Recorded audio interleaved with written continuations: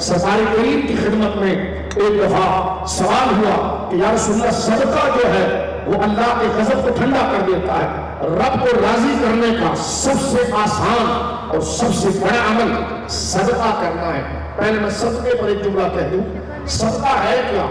ہم صدقے کا نام سن کر گھن کھاتے ہیں۔ صدقہ بنا ہے صدق سے، صدق کا معنی ہے سچائی، یعنی ہر وہ کام جو میں اور آپ نیکی کا کریں اس سچائی کے جذبے کے ساتھ کہ میرا رب دیکھ رہا ہے اور وہ ضرور اجر دے گا، وہ کام صدقہ ہو جاتا ہے۔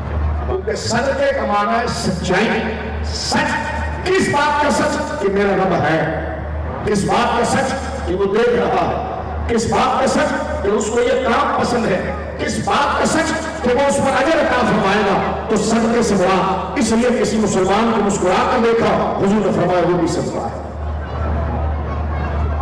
حضور سید عالم کی خدمت میں سوال ہوا کہ یا رسول اللہ، کیونکہ سرکار عالم یہ بات ارشاد فرماتے تھے، مسلم شریف کتاب الزکات میں روایت موجود ہے، جناب رسول اللہ نے ارشاد فرمایا رات کے وقت صدقہ دو۔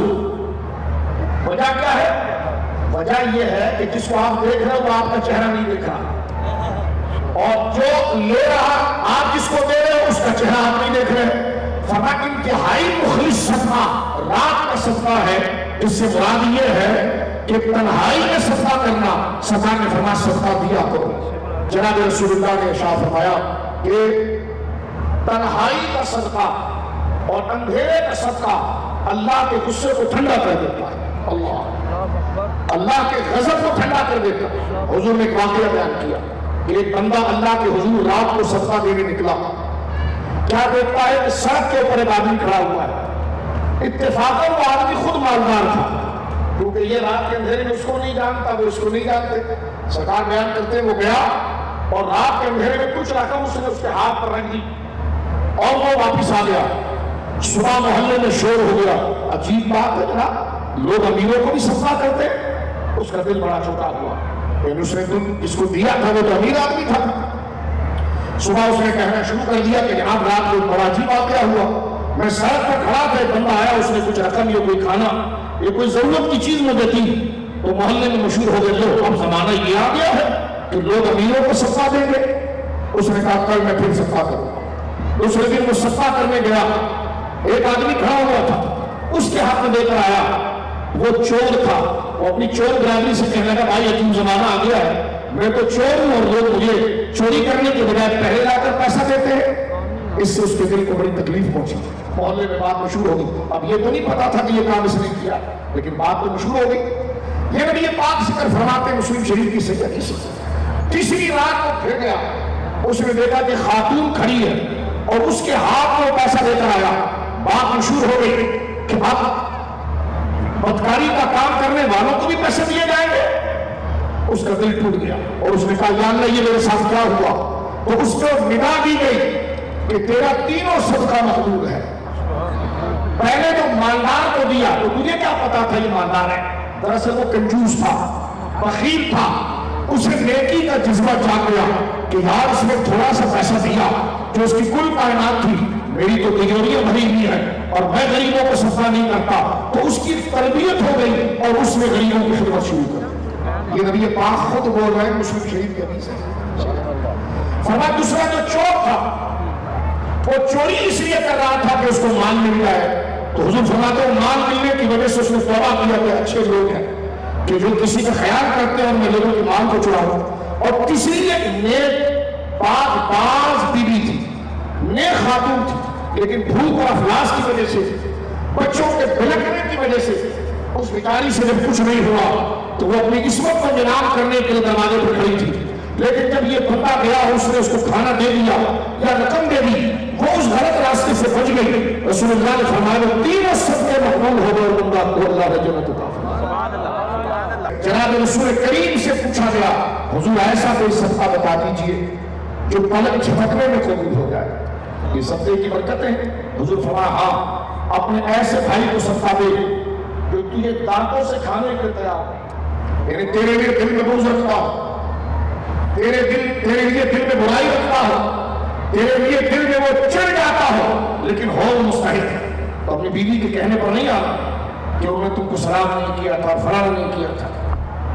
فرمایا نہیں، اگر تو ایسا صدقہ دینا چاہتا ہے جس پر خدا کوئی سوال نہ کرے اور اس کو قبول کر کے اس کا اجر تجھے فوراً دے دے، تو فرمایا اپنے خونی رشتے دار میں سے تیرا سگا بھائی ہو یا قریب ہو، ایسا جو تیرے لیے بغض رکھتا ہو، تیرے لیے پیٹ پیچھے باتیں کرتا ہو، تو ساری بات سے صرف نظر کر اور اس کے بچوں پر توجہ دے، اس کی مالیات پر توجہ دے. جب تو صدقہ رجل کاشف تیرے لیے بغض رکھنے والا ہے لیکن پھر بھی اگر تو اس کی خدمت کرے گا تو اللہ رب العالمین اس صدقے کو فوراً قبول فرمائے گا. سبحان اللہ. علامہ ابن کثیر نے لکھا کہ ایک بندہ آیا حضرت امام زین العابدین کے پاس اور بک کرنے لگا، جو منہ میں آئے امام صاحب کو کہہ رہا. آپ نے فرمایا یہ بھوکا تھا، اس کو کھانا کھلاؤ. نہ فرمایا یہ بھوکا ہے، اس کو پہلے کھانا کھلاؤ. جب وہ کھانا کھایا پیٹ بھر گیا تو رونے لگا اور اس نے کہا واقعی میں آپ رسول اللہ کے بیٹے ہیں، آپ واقعی میں رسول اللہ کے بیٹے ہیں. میری بدبخت پر آپ نے توجہ نہیں کی لیکن جو میری حاجت تھی وہ آپ نے پوری کر دی. لیکن ہمارے آقا کہتے ہیں میرے صحابہ میں اللہ سے بہت ڈرتا ہوں. سن لیجیے یہ جملہ بات تھا، حضور کہتے ہیں بخاری شریف کی حدیث کہ میں اللہ سے بہت ڈرتا ہوں. کیوں؟ اس لیے کہ میں اللہ کو بہت جانتا ہوں. ہمارے آقا سرکار امام زین العابدین سید السجاد سید السجاد کے صدقے میں ثابت رکھا میں حضرت مولا امام حسین سید الشہداء سرکار مولا امام حسین کے شہزادے، کیونکہ مولا حسین کے تینوں بیٹوں کا نام علی تھا، علی اکبر، علی اوسط، علی اصغر. تو جو علی اوسط ہیں جن کو ہم زین العابدین کہتے ہیں، ہم کیا کہتے ہیں؟ ساری امت کہتی ہے، ساری امت کہتی ہے. آپ کے بارے میں علامہ الذہبی نے لکھا کہ آپ ایک رات میں 1000 نوافل پڑھتے تھے. والد کس کے ہیں؟ امام العلماء سیدنا امام باقر کے. دادا کس کے ہیں؟ میرے آقا حضرت امام جعفر صادق کے. پردادا کس کے ہیں؟ حضور سیدنا موسیٰ کاظم پاک کے. پردادا کس کے ہیں؟ مولا علی رضا کے. حضرت امام زین العابدین رضی اللہ تعالیٰ عنہ وہ برگزیدہ شخصیت تھے کہ آپ کا انتقال ہوا تو حضرت امام باقر نے جب آپ کو غسل دیا تو آپ کی قبر کے اوپر نشانات تھے، جیسے کوئی بہت وزن کئی دنوں سے اٹھا کر نشان اور کاٹ بن گئی تھی. جب دروازے پر پہنچے تو مدینے کے لوگ دروازے پر حاضر تھے اور وہ رو رہے تھے کہ ہمارے گھروں میں راشن پہنچانے والا، ہمارے گھر خیر کرنے والا چلا گیا. اس وقت امام باقر کے ذہن میں آیا کہ آپ وہ ہستی ہیں کہ جب سب لوگ سو جاتے تھے تو امام پاک خود اپنے قبر پر دورہ اٹھا کر غریبوں کے دروازوں تک پہنچاتا تھا. یہ مقام تھا.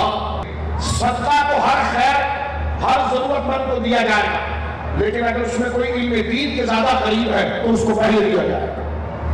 حضرت امام راضی علیہ رحمت نے تفسیر کبیر شریف میں لکھا ہے کہ 2 قسم کے لوگ مستحق ہیں.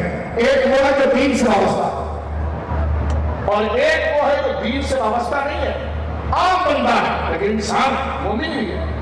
تو فرمایا دیا تو اس کو بھی جائے گا، لیکن اگر دین والے بندے کو چھوڑ کر دیا جائے تو یہ بھی اسراف اور گناہ ہوگا، اس لیے کہ اس کو پہلے دیا جائے گا جس سے دنیا اور دین دونوں کا فائدہ جاتا ہے. رسول اللہ سے پوچھا گیا نبیوں کی سب سے بڑی وصیت کیا ہے؟ یہ میں سرکار صلی اللہ علیہ وسلم کی فرمان میں سے اپنے اولاد کی اصلاح کے لیے بات کرتا ہوں. مشکوٰۃ شریف کی حدیث ہے، عرض کی کہ یا رسول اللہ لوگوں کی اصلاح کے لیے سب سے بہترین نسخہ کیا ہے؟ فرمایا برے دوست نہ رکھنا، اچھے دوست رکھنا.